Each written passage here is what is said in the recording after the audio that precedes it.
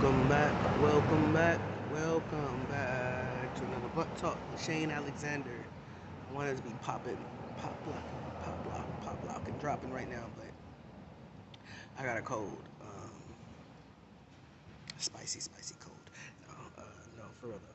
I'm not feeling too well. Haven't been feeling too good for the past four. I'm not good with time, but it's been some days at this point. Let me tell you. I did try to request a COVID test just to make sure it wasn't COVID. Apparently, people can deny you, even if you're sounding like that, to get a COVID test. Who knew? Uh, I was just trying to save the world from catching my cold. Maybe it's just a regular cold and the world needs to catch it. So, this is the lesson that was put on my heart today that I wanted to pass on to you guys. And as we go along, I'm gonna try to find different words on this planet that mean the same thing, but I like the way they sound. You know what I'm saying? Like tomato, kind of thing. But right now, we're gonna call them lessons. This is the lesson or the message or however you perceive it that was put on my heart to share with you guys. Sicknesses and spiritual well-being go hand in hand. Kind of like not hand in hand. How do they have similarities. There we go. My ass in the mud, but I mean my hands are clean. But sicknesses and spiritual well-being have very common similarities. Um, when you're sick or when you catch a cold, and I had to make sure I wrote this in my notes last night. I do not mean a disease. I don't mean something that's extra. I mean just the cold, the flu, even if you want to say COVID, sicknesses and such like that. Anything that's compromising your immune system in a sense. I guess you could say diseases in a sense of the matter. You'll get the point when I get there. But anything that's compromising your immune system is causing you a sickness. And I find that a lot of us, we know about colds and we know about sicknesses. We know about the flu. We know about, different plagues and stuff that's happened that wiped out nations, whatever. But a lot of us don't take the certain precautions that we could take when we have small symptoms. A lot of us, we don't have the awareness anymore of our body, and that's okay because it's a lot of stuff that's been taken away. We're not hunting, with spears and knives and stuff, so it's a lot of awareness and things that we don't feel anymore that we would have felt. That's my incense. I always come out. Gotta always have some incense and pray about something. We don't always know the exact time of when we've gotten sick. If we could see the germ, we'd probably avoid the germ. But colds and stuff are prevalent. Excuse me. Prevalent for when you want a better immune system. That's the only way your immune system gonna get better. Level up, level up, level up, level up, level up. Shout out to Sierra for that one. When you first start catching a cold, I know when I first started feeling this, I know because I said it to myself. I was like, yeah, my chest is feeling a little bit weird. I didn't have a cough. I wasn't sneezing at that point. I just knew my chest was feeling a little bit heavier than average. And that's something I had to learn myself to come in tune with because I don't catch a cold every other month.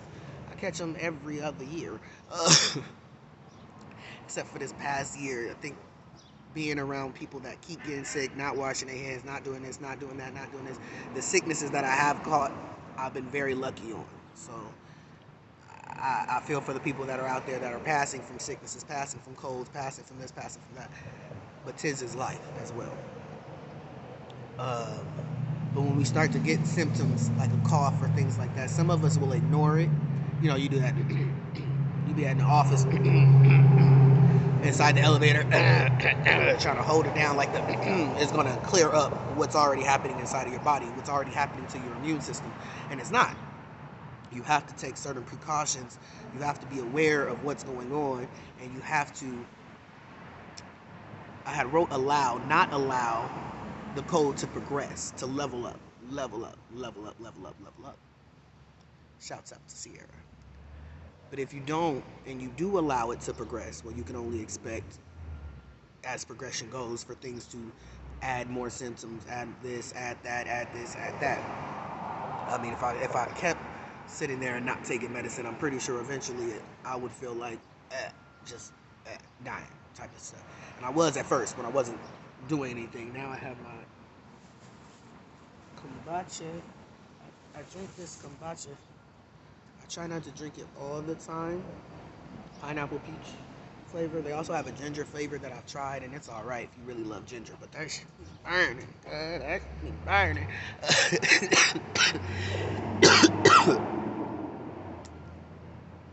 Excuse me, because I gotta get it out. We gotta get it out. That's the only way we can get rid of it, is to get it out. But if I would have let it progress and progress and progress, I can only expect the progression to be in the line of what the symptoms already were, number one, and what I'm already dealing with. I can't catch a cold and then expect, if I let it go and not handle it, I don't know, that somehow it's just going to go away. That's just not how it works. And that's the same thing with spiritual well-being. I find that a lot of us, and the picture that I got in my head when I was writing this down was that sorry, Choco looked at something. Lay down. Thank you. That we, even as children, we can be given trauma or PTSD or this or that or this or that, and then it'll come out as symptoms. You'll start to see. I know mine was anger management. I don't know if I really have a meeting with this girl or not. I know that I had anger management issues that I'm still working on today, because everybody has something that was kind of planted with their seed, because this world isn't perfect. If it was a perfect world, you get your seed planted, you'd only have water, fertilizer, and nutrients. Instead, you get water, fertilizer, nutrients, and trauma. You get arguments, you get yelled at, you get hit, you get to see things you ain't supposed to see, and all of that becomes absorbed into our spirits.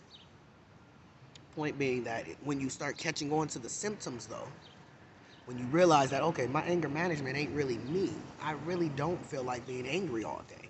As a matter of fact, when I get angry, I get tired. When I get tired, I get irritable. When I get irritable, I get angry again. And it's a crazy circle of effects. But once I sit, like coming out here with my incense or something like that, and I start realizing it, what do they say? Basically, acknowledging it is half the battle type of thing. You realize, okay, well, that's a symptom of something, and let me start taking care of it.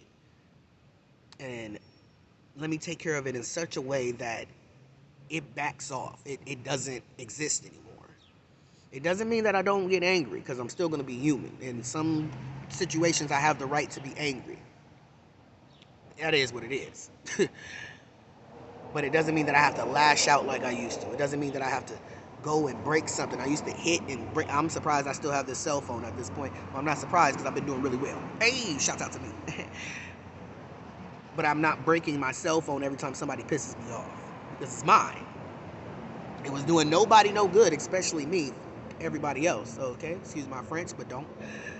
But it was doing me no good to get angry, break my fingers, break my toes, break this, break that, break this, because I was the one that had to deal with those symptoms of that situation, having a broken phone or this and that and another, after the symptoms of my anger management. Now we just piling symptoms on top of symptoms. Whew, sorry. I haven't had a cold in a while, and that's what it felt like. So we come to the realization that either we have a cold, or we come to the realization, or we have some spiritual symptoms that we need to work through. Even to the slap with Will Smith. Mental illness is real. First of all, our brain can do a lot. I've sat out here a couple times, and there's a guy right here sleeping, and I don't know, I guess I make him feel comfortable enough to just sleep right there, because he never used to be there at all. But when you come to the terms of that, and you can sit and really think about it, and like Will Smith, even though he slapped somebody, but he came to the terms after, because we have to give humans time to be human. Every human has caught a cold. Every human has been upset. Every human has cursed somebody out. I've even seen babies curse somebody out. They don't know they're cursing them out, but they cursing them out. They're saying something. Even if you were to say bless you to somebody, but you really didn't mean it, you were thinking something negative, the mind is amazing. They're going to get negative vibes. They're not going to get positive vibes. I know. I've done it. In reason, though. But we have to start thinking about the symptoms that we're having, whether it be a cold, whether it be a disease, whether it be COVID-19, whether it be being angry, whatever it is, and then really zone in on it. Pick one. Because if you try to do all of them at the same time, you didn't get all your PTSD at the same time. I'll repeat that. You did not get all of your past trauma at the same time. So I don't know who expects you to get through it. I can't stand when somebody says, get over it. No, how about you get over me not getting over it? Okay? And we can all do that. Okay? But if you didn't get all your PTSD at the same time, if you didn't get all your worries and your symptoms and your problems and this and that and another at the same time, I can't expect you, God doesn't expect you to work through all that at the same time. Even with Jesus, he got angry, turned over some tables. Bro, I don't know if he had anger management, but listen, it's a lot of us that get to that point because when we see how this world is going, even to the Texas shootings, okay, we want to get angry, but we don't do anything about it.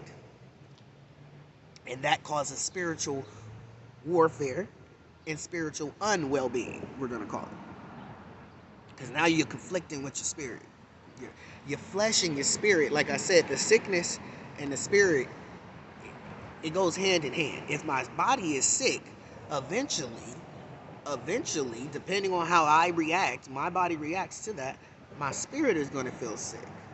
I'm going to feel drained. I'm going to feel tired. I'm going to feel exhausted. The more we start putting out love, and I've said this in every video that I make, and that's going to always be the point. Because love is of God, love is of a higher power, whatever you want to call it, love is the answer, baby. I don't care. The more we start putting out love and start realizing symptoms of other people. When I see somebody that's caught, if I saw somebody walking down the street right now and they were coughing and hacking and coughing and hacking and coughing and hacking, it would behoove me to think that they're not sick. Because a symptom of a cold is to be coughing and hacking. When we see people on the streets, even to this gentleman right here, I'm very kind to him all the time. He's asleep right now, so I'm trying to be quiet. I call him my roommate, my outdoor roommate, because, you know, we got the tree and we got life and nature. But even to that, I could sit here and be an asshole and, oh, damn, fuck you, da da da da da. But it would behoove me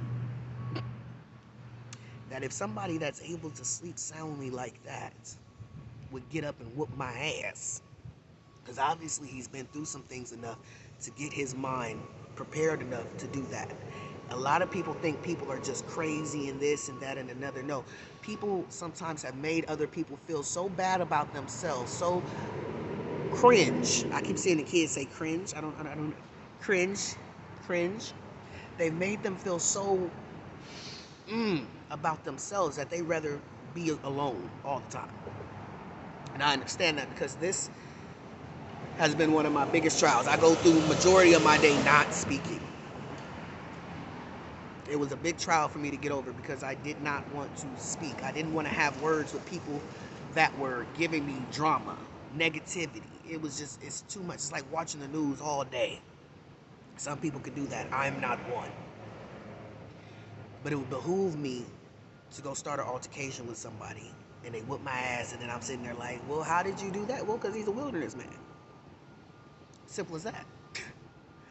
But if the world started treating everybody with the same respect, I would treat him with the same respect as I'm going to treat a CEO. If he came over here and said something stupid right now, I'm going to let him know that's stupid. If a CEO came over here and said something stupid, Jay-Z, I don't care. Beyonce, hello. I'm going to let you know. I don't care. I honestly don't care. If you want to sit here long enough and keep drowning out my don't care, I'm going to drown out what you're saying. But we have to start giving back love and paying attention to the symptoms that we're seeing from people because a lot of things are avoidable the same way that a cough and hacking and me having a runny nose and all this stuff was avoidable if people took the proper precautions. If more people washed their hands, if I wasn't staying somewhere where Lysol was forbidden because it's looked at like a weapon.